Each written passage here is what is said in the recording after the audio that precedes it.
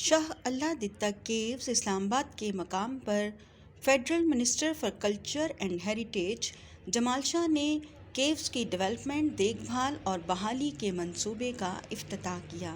اس موقع پر federal secretary national heritage and culture division Humaira Ahmed, director general department of archaeology and museum doctor Abdul Azeem بھی موجود تھے۔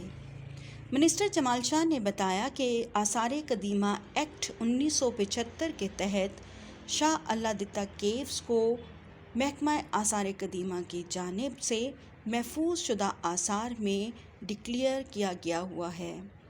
انہوں نے مزید کہا کہ موجودہ مالی سال میں ڈپارٹمنٹ آف آرکیالوجی اور national heritage and culture division نے اس قدیم ورثے کی ڈیولپمنٹ، دیکھ بھال اور بحالی کے منصوبے کا آغاز کیا گیا ہے۔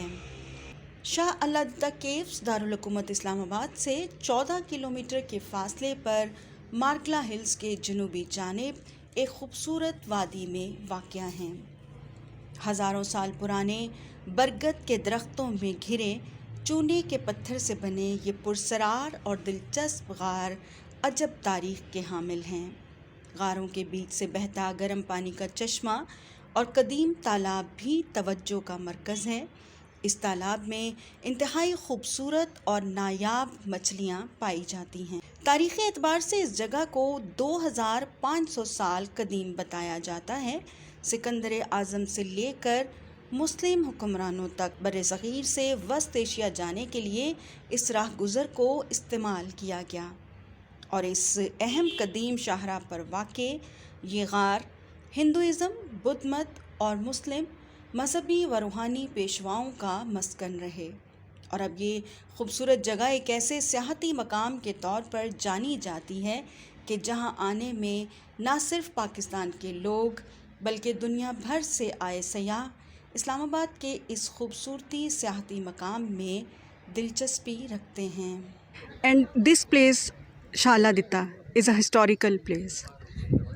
How do you feel there visiting this place, this site, Shah Allah Ditta? Yes, it's very beautiful. It's very peaceful.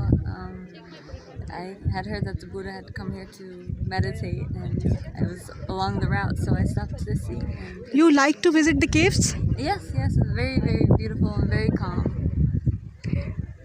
One message for people of Pakistan. I want to say thank you to all of the kind Pakistani people I met on my journey.